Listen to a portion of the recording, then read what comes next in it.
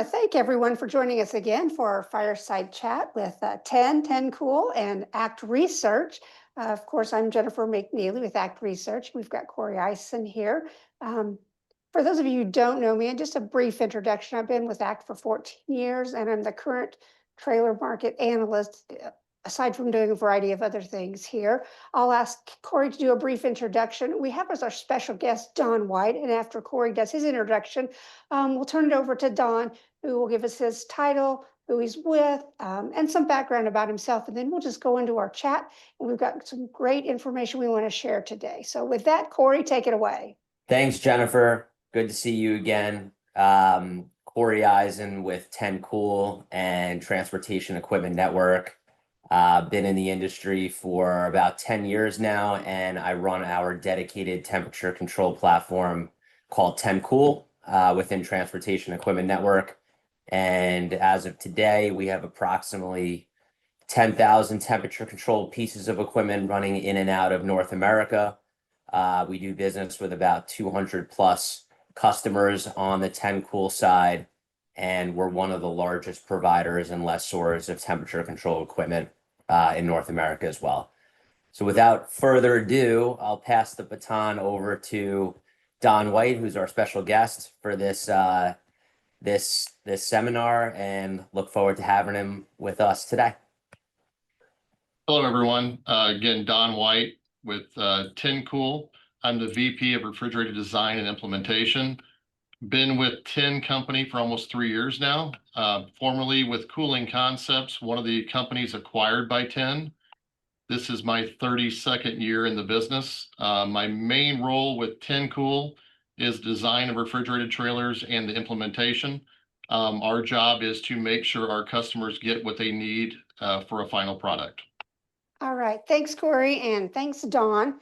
So we're going to be talking specifically about refrigerated vans. We may talk a little bit about dry vans as well, but want to try to get as much of those 30 plus years of information and expertise that Don has in his head and get that out to you all today.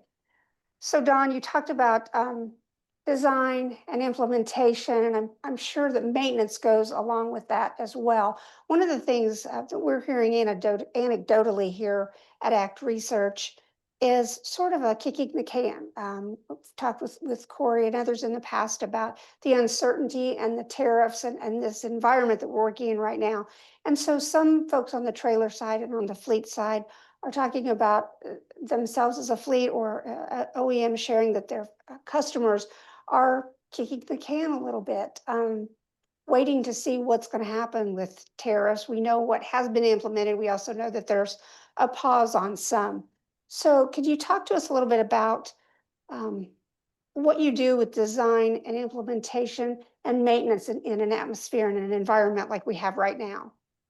And what we're seeing in today's environment is more customers are looking for what we call in-fleet or inventory equipment because of the uncertainty of the tariffs on the new CapEx equipment. So that can have several challenges. A piece of equipment can be available for a customer, but is it the right spec that they need for their application? You brought up maintenance and operation, how it affects, the total cost of ownership for the trailer. If you give the customer the wrong piece of equipment, it could be detrimental and cost them thousands of dollars on the operational side. So our challenge is to make sure that we marry that proper piece of equipment with that end user. And anybody can throw a trailer out to somebody. There's thousands of trailers sitting available today. It's making sure that it's going to be something you could use for years to come. We have no idea what this tariff situation is going to do over the next year. So when you're committing to these in-fleet or inventory trailers, you have no idea how long you're going to have it for. So it's our job to make sure that we give you a piece of equipment you can grow with. You talked about the maintenance piece. Well, tariffs are affecting the maintenance end of this. If you have a 10-year-old piece of equipment with a lift gate on it and you're thinking about replenishing that lift gate or refurbing it, there is a 5 to 6% tariff increase right now on the lift gate portion. So all of that plays into the total cost of ownership of what you're going to do at this point. Yeah, Jennifer, I think another good point for this also is kind of what we're seeing within the business is, exactly what Don mentioned. A lot of our, existing inventory pieces of equipment that we have on the ground today, we're seeing, solid churn around that, just given that production and new builds, at least in our world right now, have kind of, you know, come to a little bit of a halt at this point in the market. But what's happening is, maintenance on our pieces of equipment that we are putting out that are part of our inventory, our maintenance volume is up. Just given that, these trailers may be, a bit older, obviously, than buying new. So with that comes, more maintenance, intensive purposes and expense really at the end of the day. And the benefit when you lease with us, in this type of environment is we offer the full service maintenance regardless of the year of the equipment. And, within that package that we provide our customers, we're giving them visibility into what they're going to pay. We're mitigating the cost on behalf of them if there is a breakdown event on an older piece of equipment. But in the market right now, that's kind of where a majority of our business is coming from, moving inventory pieces of equipment that we have. And similar to what I mentioned last month on our conference, we are still seeing a healthy backlog of replacement for new equipment, not necessarily additional growth pieces of equipment though.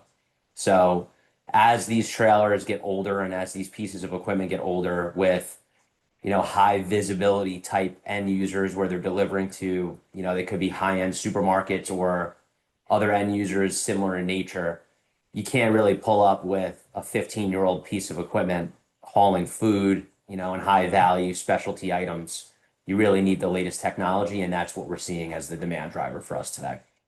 Absolutely. Thank you for sharing that, Corey.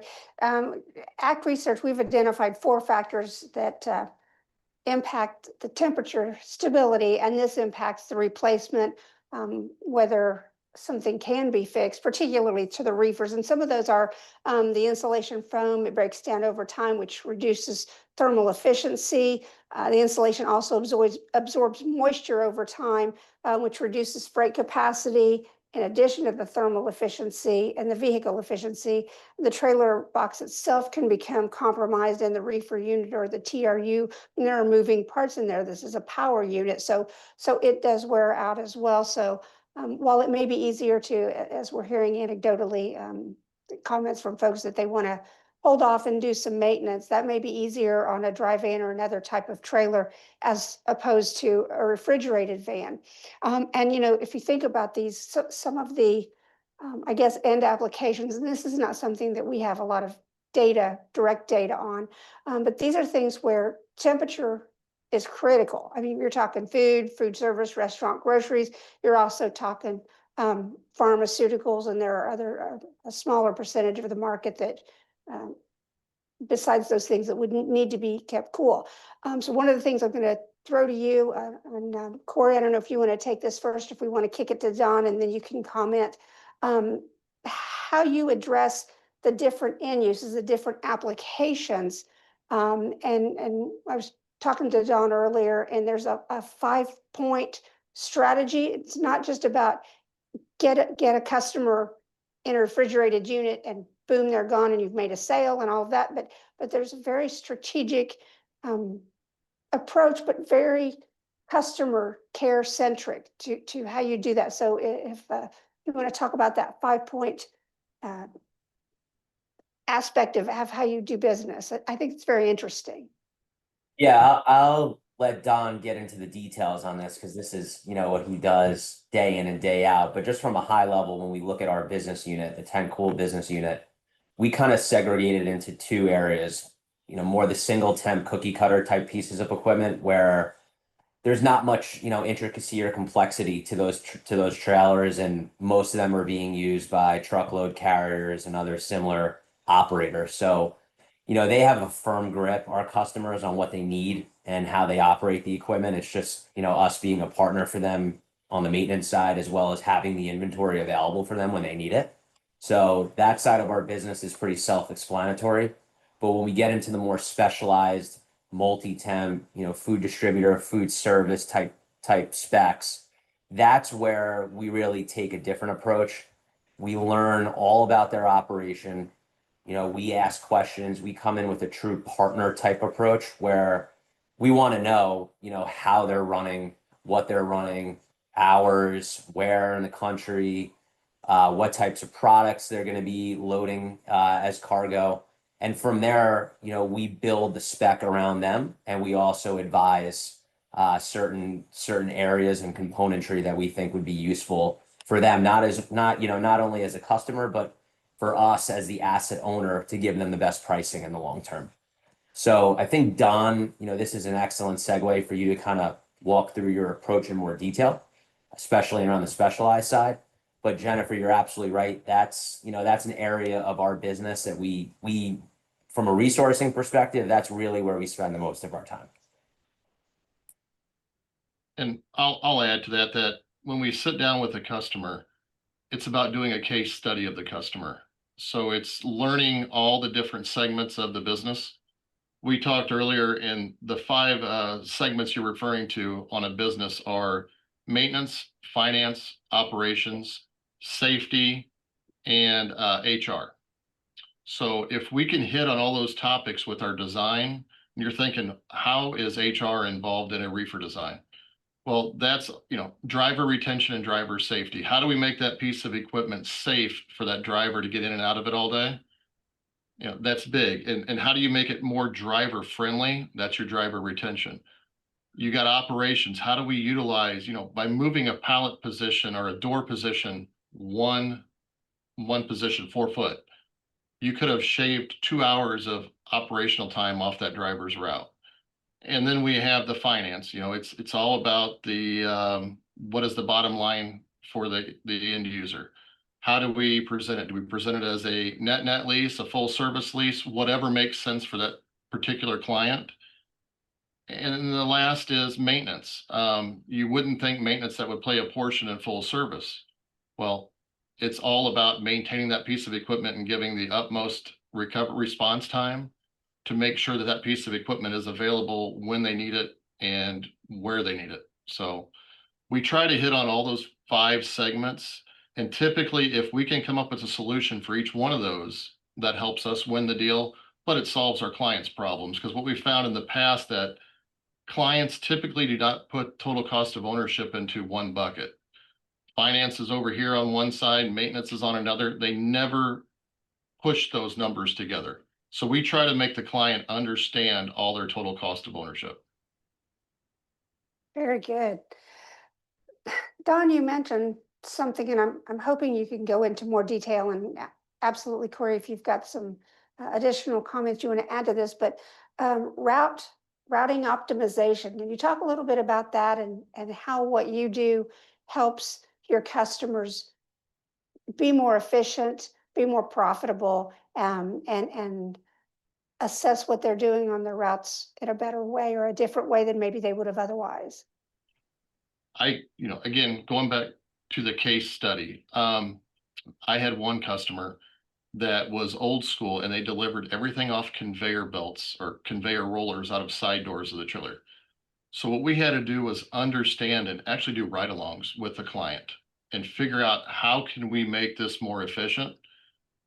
You look at all the stops and what the drivers do all day, and you think to yourself, could this be done? Could this be automated?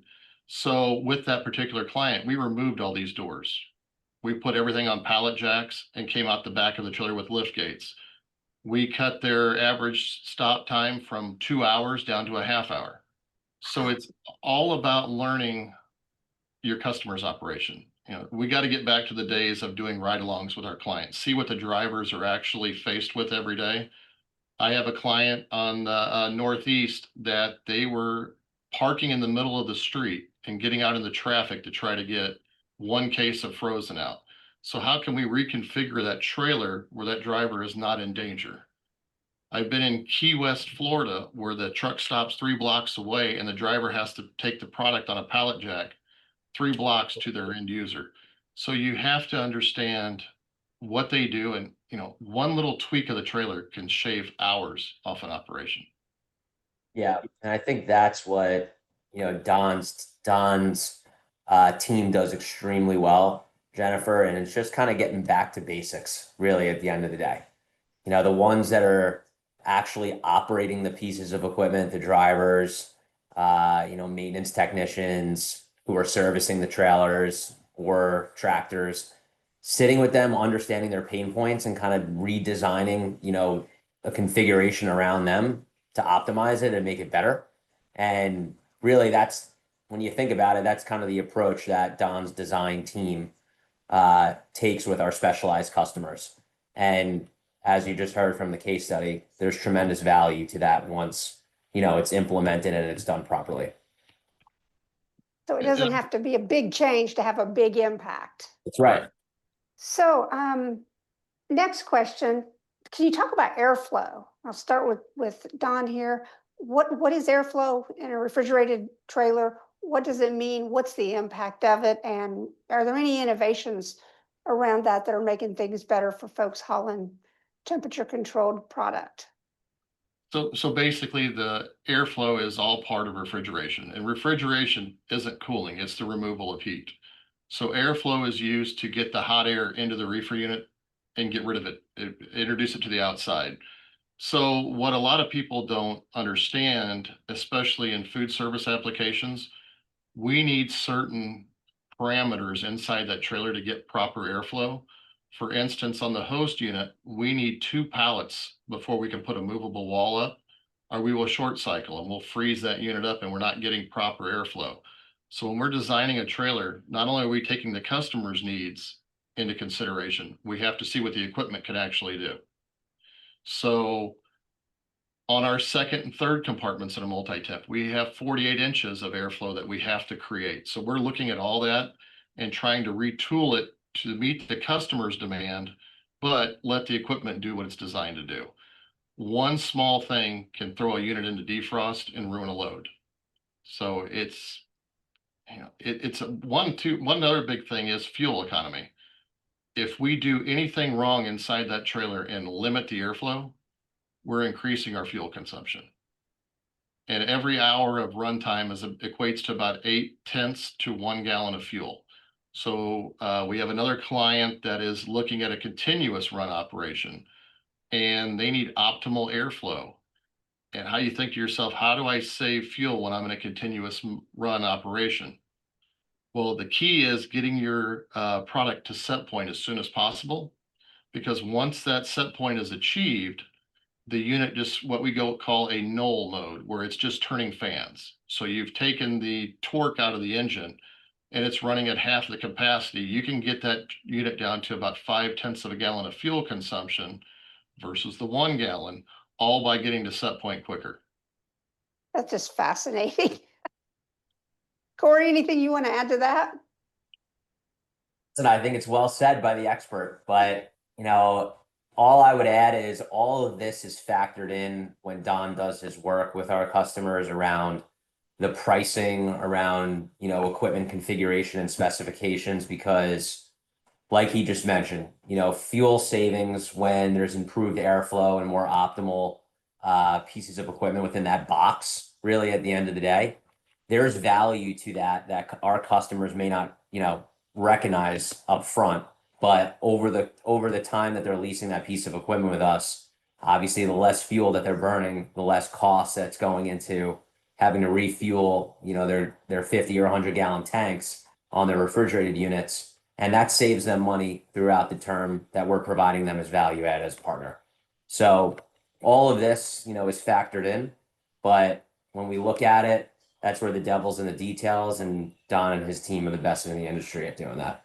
So I heard 2 opportunities there. Number one, saving fuel and being more efficient, but also keeping the product at the temperature that it's supposed to be, so that you don't have product that's no longer has value, and there's a challenge in that as well. So spoilage is not a good thing when you're talking about either keeping it cool or keeping the heat off of it and keeping it to what it's supposed to be when it gets from point A to point B.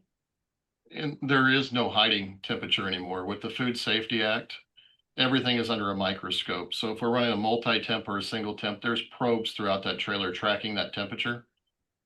So to your point, the product temperature is so sensitive, and the whole load could be rejected for a simple mechanical failure that maybe had the unit down for an hour or two. And this is why, as we kind of wrap up all these points, Jennifer, when we look at our refrigerated business unit here at 10, it's just fundamentally driven by, replacements of vehicles, like we keep saying, over a period of time. Because you hear about all this technology innovation and, the regulatory changes that go on with regard to, delivering food within certain temperature ranges, and being able to justify that when you pull up to a dock and you unload into one of the grocers or supermarket chains. You have to be able to have that cold chain trail. And without the latest technology, without the latest, pieces of equipment, it's very hard to do that, especially when, you're an ultra competitive industry like food service, food distribution, and wholesale grocery, et cetera. Excellent point, Corey. Thank you for that. Something else that we mentioned when we were getting ready for this call, I'm hoping you can explain it because the technical on these is not my forte. Here at ACT, we're looking at backlogs and builds and new orders and those sorts of things, and not so much of the detail that you guys are on the front lines from that aspect. But conversion system, tell me about that. Yeah, so at a high level, again, I'm not going to steal Don's thunder on this one, but this is a new product that we launched into the market. It was in partnership with actually two of our customers, really, at the end of the day, where Don and his team did exactly what he was just outlining with regard to the case study that he mentioned. Did ride-alongs, visited the facilities, learned about the shortfalls and issues within the operation, and really designed a new innovative product around the existing operation to make it more efficient. And, it's kind of targeted right now into one industry segment, but at the end of the day, we think it could be a pretty exciting product more broadly. But we've seen tremendous success with this, with our initial pilot, and we have about 150 of them in service today now. And Don, why don't you talk a little bit more about the technical nature of the conversion system, how we went through the manufacturing process, and ultimately tie it together for our viewers on how we're doing with our patent. So basically, we had a customer that we did a case study for, like Corey said, and they were a milk provider. So those of you that are aware, milk haulers typically are 96-inch wide trailers because of the milk crates inside of them. Our standard trailer in the industry is 102 wide. So there's very limited 96-inch wide trailers in the marketplace today. And selfishly, being a leasing company, what are we going to do with 96-inch wide trailers at the end of the lease when there's a certain segment for those only? So we came up with a system that actually reduced the interior width of a trailer and made it a 96-inch wide. And as we got into this and did all of our ride-alongs and watched them load it, we learned that 96-inch wide wasn't the sweet spot. So there was a flaw with a 96-inch wide trailer. So we actually tweaked it 3 more inches. And it was created for spillage, spoilage, and fuel efficiency. Once we built the rail system and we held the product in place, we said, okay, we've got this system that sticks out from the wall of the trailer. What better, since we have that gap now, to introduce more airflow to the product? When you introduce more airflow, you reduce runtime, you reduce product spoilage. So we actually, created vents in the system to allow the cold air to return to the product and push the heat out. By doing this, it equated to 80% less runtime versus a standard switch on. So all about getting rid of the heat, like you said earlier. How do we get airflow? How do we get heat? When you look at a typical trailer and you put that pallet against the wall, you're not getting airflow on the sides. So with this conversion system, we're creating that bumper between the wall and the product, and we're giving you that space to get that airflow to the bottom. And this equated to fuel savings. So we, again, not only do we reduce 80% runtime, 80% fuel consumption. And as we talked a minute ago about how we tightened up the parameters, now we have these milk crates that sit in this trailer and cannot shift from side to side. A big thing in the milk industry is all the spoilage and spillage. So basically, we were seeing 1 to 2 pallets of milk crates laying on their side during transportation. They have to pitch all that milk when that happens. So we've eliminated that with this system.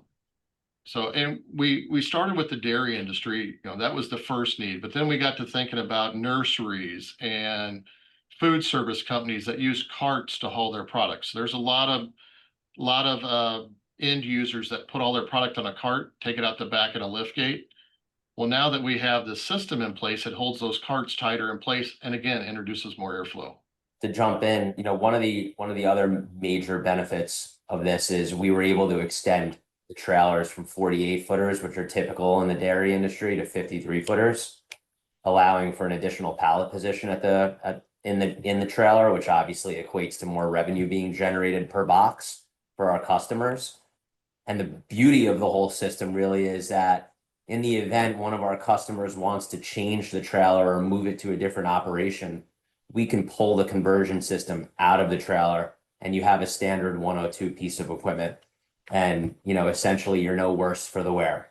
So it introduced another level of interchangeability within our customers' operations and tremendous amounts of value being shown with that, because like everybody knows, the world changes every day, operations change every day, different customers pop up. And if you want to reposition a trailer, you just pull the conversion system out and you have a regular trailer ready to roll. We're seeing dairies never let a trailer go. Once they have it, they keep it for life. But they have that seasonal surge where they need rental trailers. And in the dairy industry, they can never find a rental trailer to fit their need.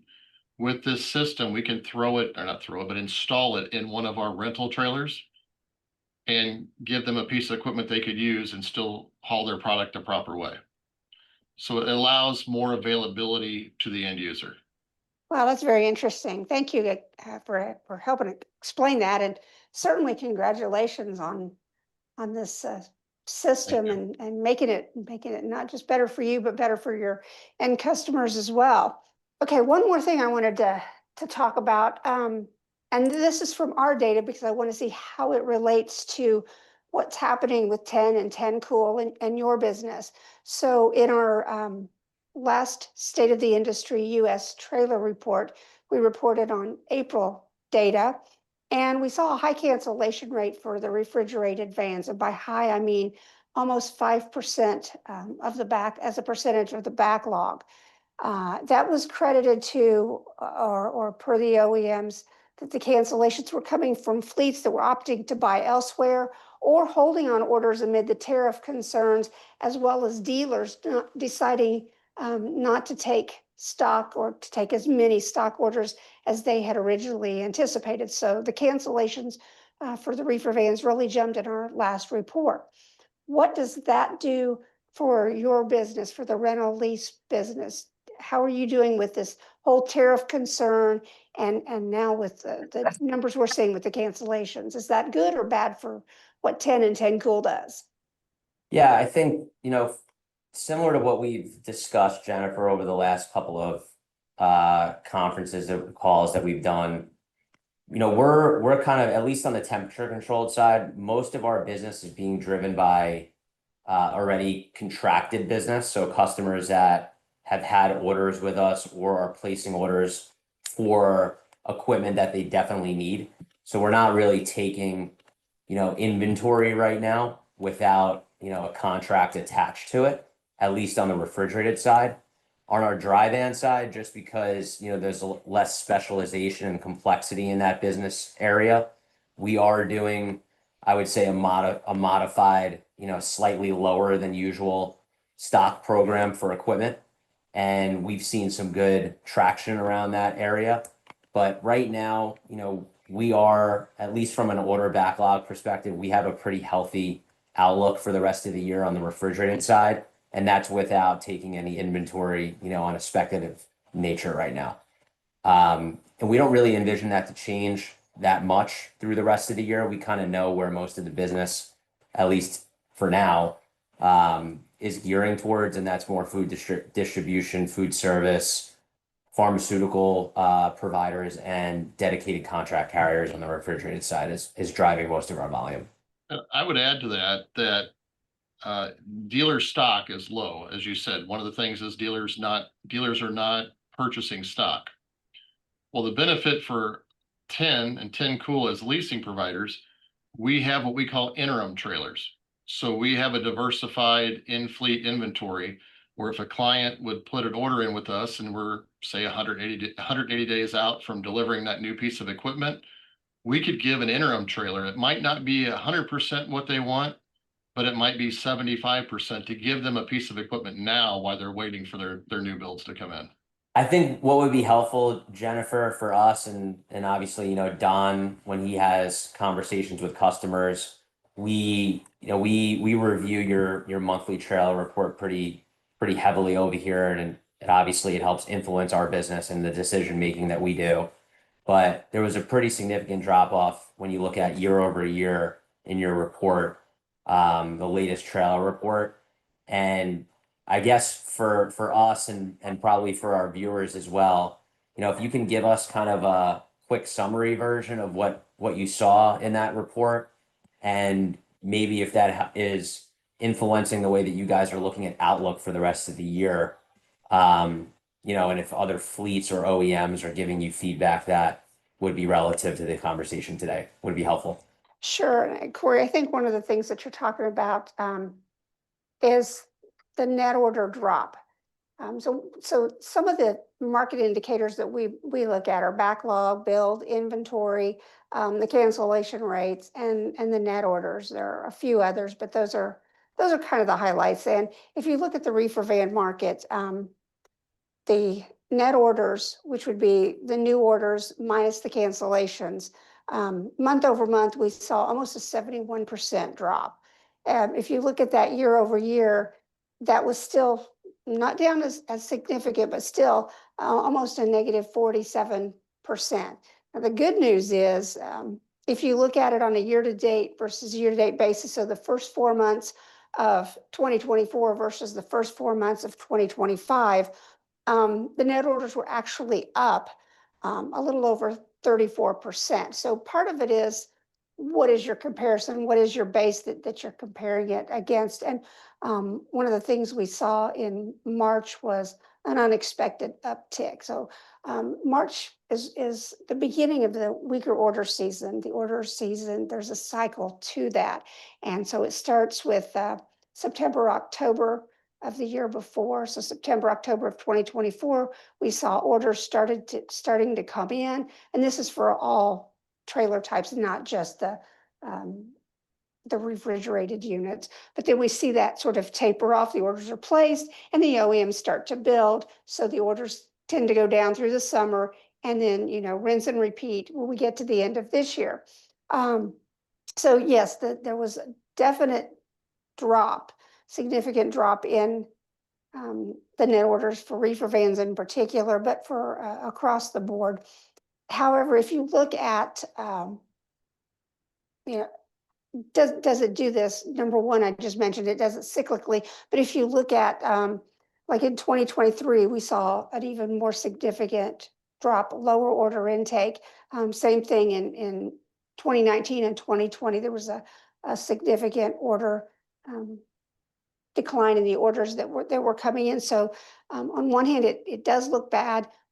But again, I can't stress enough that it is a very cyclical and very seasonal business. The good news for the refrigerated market, though, is because of the things that we've talked about so far, with the need to have the temperature control, the products getting delivered, not just, on time, but in the condition that they need to be in, at the temperature they need to be in, for the stores, for the end users, for the safety of the consumers at large. There's and the foam breaking down, the hours on the TRUs and those sorts of things. There is a more of a stability to that. So that's sort of a good news for that market versus say the dry van where it's a little easier and a little less expensive to do what the commentary or what the anecdotes that OEMs and fleets are sharing with us to sort of kick the can and wait to see what the tariffs are doing. You don't necessarily have as much leeway to do that from what we're seeing and hearing anyway on the refrigerated side. So does that help? Does that answer the question? And do you have any commentary, you or Don, on that? And I'm curious, Jennifer, are you tracking, is ACT tracking the different types of reefer units or reefer trailers? So we saw a great shift from what we call over-the-road refrigerated trailers to more of a food service grocery spec over the last 2 years. We've seen the demand to be in that marketplace. And I was just curious if you are tracking the different styles as well, or the different segments within refrigerated trailers. That is not information that we get from the OEMs, but I will say one of the things that they're telling us on just a commentary basis as we have monthly conversations and quarterly conversations with the fleets, the major suppliers, as well as the OEMs, is that over the last few years, the demand for single temps has not been there, but the demand for multi-temps was very, very strong. So that was sort of bolstering what we were seeing in the orders. We are hearing that there's a sort of a sliding in that as well. Folks who wanted those multi-temps have gotten those, and the demand for single temps is not so much there. Another thing that we heard during this sort of uptick, in addition to, more people are wanting the multi-temps, and that's what's bolstering, keeping the sales a little more elevated than they might otherwise be, was that having a multi-temp in your fleet gave you more options. It gave you the ability to say, yes, we can do this load because we can adjust to different temperatures in the unit rather than we only have one. And if that doesn't meet what your customer might be looking for, then you were out of that bidding process and somebody else might get that business. And I'd like to add to that we're seeing a lot more of the compliance issues resolved with the multi-temps. So you used to be able to, a grocery hauler could just throw everything on one trailer, set it at 35 degrees and take the whole load to the store. Now with FSMA and all the compliance and regulations that are hitting everybody, every product has to be kept at its precise temperature. So multi-temp is required for that grocery operation now. We're seeing a lot more grocery haulers go to the multi-temp platform just for compliancy standpoint. So Don, question back to you on that. Who's still doing the single temp and why? A lot of the single temps are your over the road or long hauls, we call them. It's brokerage loads. So they're typically getting that one temperature from the point of origin to the distribution center. So before it gets divided up and goes on a multi-facet trailer. So it's coming straight from the farm to fork in that process, straight from the farm to the distribution center. Then at the distribution center, it's getting put on those multi-temps so they can deliver multi-products to the end user. So that is why we're seeing the big change from the single temp to the multi-temp, because we've cut a whole division out. It used to be, again, like we just said earlier, everything was single temp. We put all 35 degree on one trailer, all 0 on another trailer. And it's just more complex in the cold chain delivery. So we're reducing the amount or the need for multi pieces of equipment, and we're limiting it to one piece of equipment. Sounds great. Thanks for that insight, Don. I appreciate that extra intel there. All right. Thank you so much, Corey and Don. It's been great to talk to you guys again. I'm looking forward to doing it again next month. And Don, if you're available, we'd love to have you as our special guest again next month, because I think we have a lot more on this topic to delve into. And I think you're just the gentleman to help educate us on some of these deep in the grass, in the weed details on all of this refrigerated and cold chain movement. Is that good? Sounds good. I'd love to join again. All right, thanks. And thank everyone for joining us, for watching our video. We appreciate you. If you've got any ideas about future topics, potential guests that we might have, or any comments, please feel free to reach out to us or make a comment on our social media channels. And we'll certainly take that under advisement. But for now, thanks so much, and we look forward to having you join us again next month. Thanks, everybody. Thank you.